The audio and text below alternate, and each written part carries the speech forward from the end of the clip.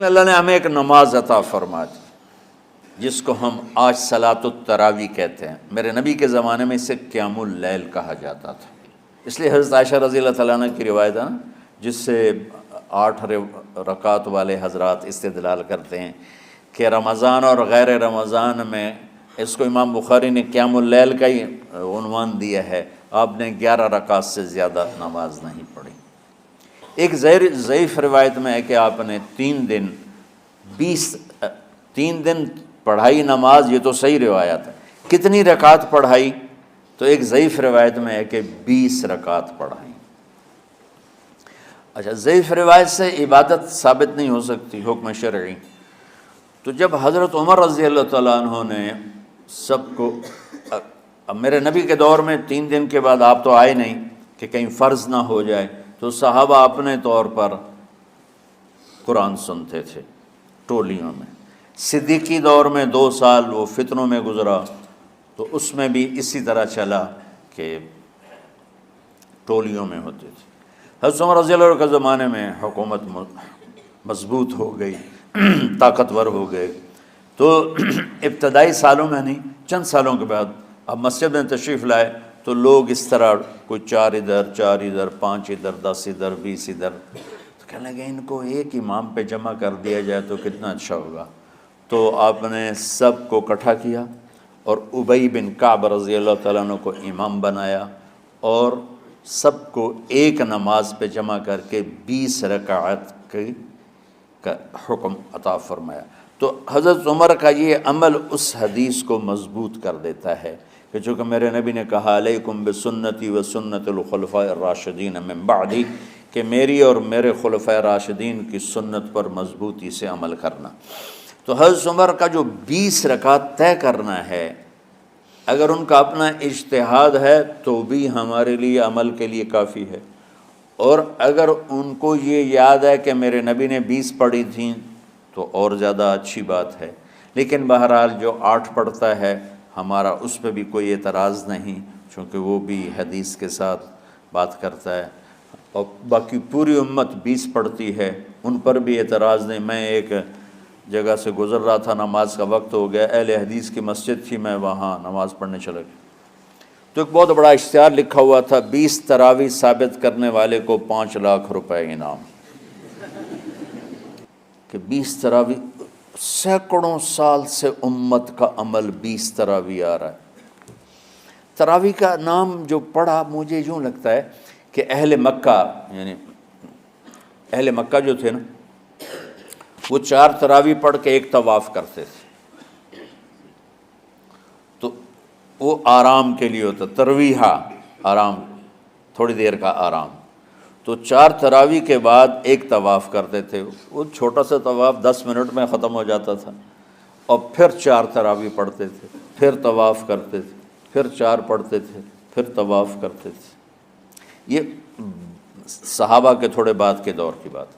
تو مدینے والوں کو پتہ چلا کہ مکے والے تو یہ کرتے ہیں، وہ کہنے لگے اساں کی کریے، انہوں نے کہا اسی 40 تراویح پڑھیں گے، 40 رکعت، وہ 40 رکعت پڑھتے تھے۔ تو نوافل میں کوئی سختی نہیں کہ بھائی 8 سے زیادہ نہیں پڑھنی، بدعت ہو جائے گی، اور 20 پڑھنا بدعت ہے، یہ سب جہالت کی بات ہے۔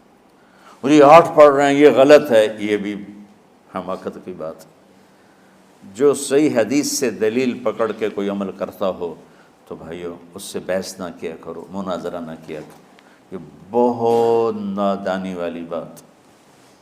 اور امت کا خلق لاکھوں کروڑوں انسانوں کا ایک عمل پہ جمع ہونا، یہ بذات خود اس کی طاقت کی ایک دلیل۔ اور حرمین جب سے میرے رب نے حضرت عمر نے 20 رکعت شروع کی، آج تک وہاں بھی ساری مساجد میں 8 رکعت تراویح ہوتی ہے، لیکن حرمین کی مسجد میں 20 رکعت، ادھر بھی ادھر بھی۔ اور یہ جو وہاں ختم قرآن پہ دعا نہیں مانگی جاتی، یہ کس کا عمل ہے؟ حضرت عثمان کا۔ حضرت عثمان نے اپنے دور خلافت میں تراویح پڑھانے والے سے کہا جب قرآن ختم کرو تو دعا کرنا۔ وہ کہنے لگے جی کیا دعا کروں؟ کہ جو تیرے دل میں آیا کرنا۔ تو ختم قرآن کی رات تراویح کی آخری رکعت میں من الجنت والناس کے بعد دعا کے لیے ہاتھ اٹھانا، یہ حضرت عثمان رضی اللہ تعالیٰ عنہ نے اس کو زندہ فرمایا۔ اور امام دعا کرتا تھا 1 منٹ 10 منٹ 20 منٹ جتنے بھی، اور پیچھے لوگ آمین کہتے تھے۔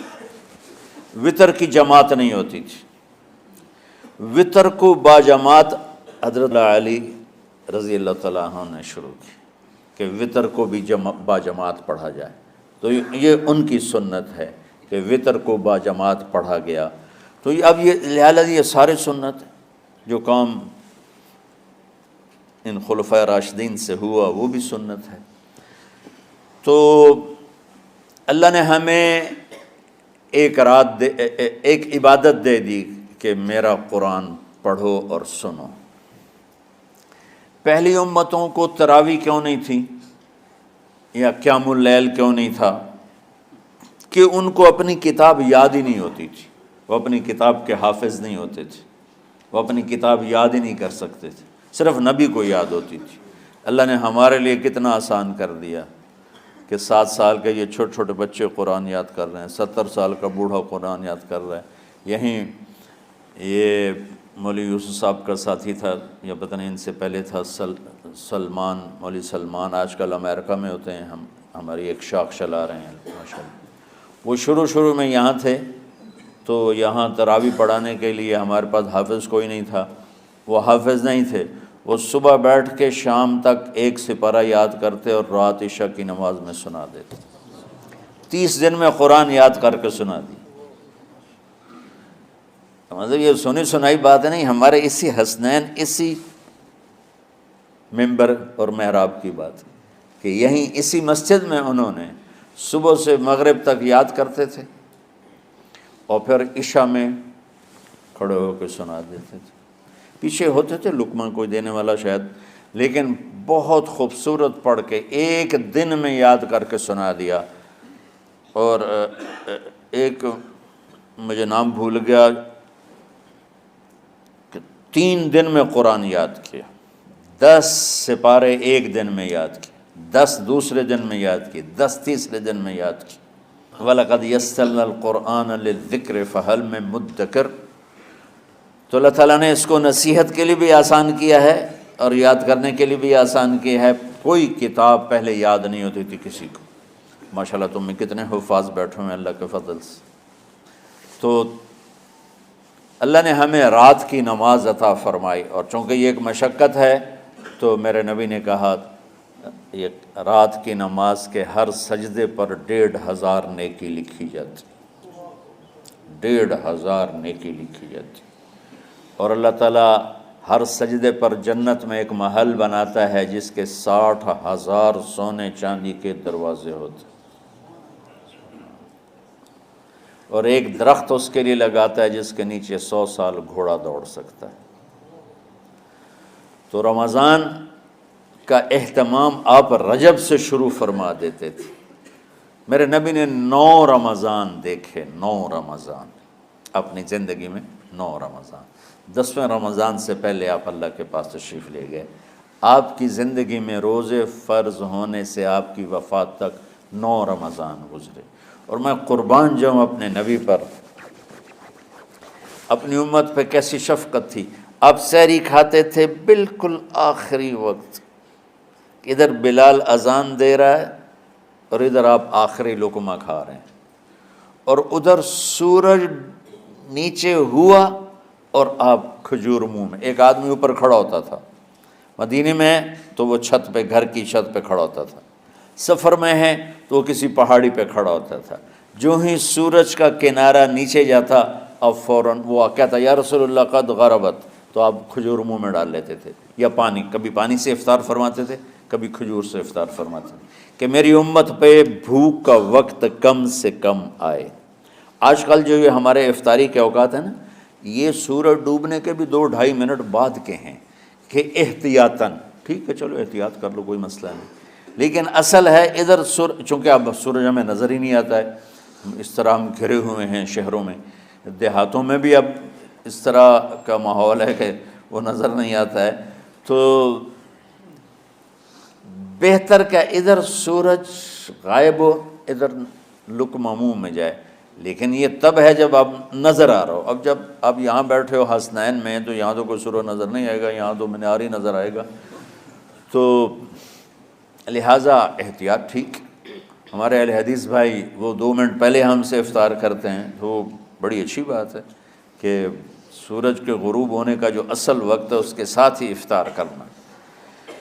और सहरी में एक वाक़या सुनाता हूँ। आप सहरी खा रहे थे, बकरे की सिरी पकी हुई थी, तो मौला अली रज़ी अल्लाह तआला अन्हु और इरबाज़ इब्न सारिया रज़ी अल्लाह तआला अन्हु आपके साथ खाना खा रहे थे। तो हज़रत बिलाल है, या रसूल अल्लाह वक्त ख़त्म हो गया है, मैं अज़ान देने जा रहा हूँ, आप बराए मेहरबानी खाना पीना बंद करें। और ये कहकर चले गए। छत, एक अंसारी औरत थी, उसके घर की छत पे चढ़ के अज़ान देते थे। चढ़ने लगे तो फिर वापस आए कि देखूं अल्लाह के नबी ने खाना छोड़ दिया या नहीं। आके देखा तो वो खा रहे थे। उन्होंने कहा या रसूल अल्लाह वल्लाहि लक़द अस्बहता, या रसूल अल्लाह अल्लाह की कसम सहरी का वक्त ख़त्म हो गया, सुबह हो गई। तो आपने हाथ पीछे कर लिया, कह रहे तेरा भला हो बिलाल, अभी वक्त बाकी था, तेरे कसम खाने पर अल्लाह ने उसको पहले निकाल दिया कि तेरी कसम कहीं झूठी ना पड़ जाए।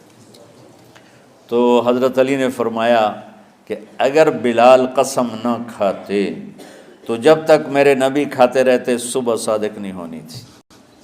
और दूसरी बात मैंने गुजारिश ये भी करनी है कि आप में से जिन अहबाब ने मेरा यूट्यूब चैनल सब्सक्राइब किया हुआ है उनका मैं मशकूर हूँ, और जिन्होंने नहीं किया हुआ और इस वीडियो को देख रहे हैं उनसे मेरी गुजारिश है कि वो मेरा चैनल ज़रूर सब्सक्राइब करें और नीचे दिए हुए नोटिफिकेशन के बेल आइकन को ज़रूर क्लिक कर लें ताकि हर नई वीडियो आप तक पहुँचती रहे।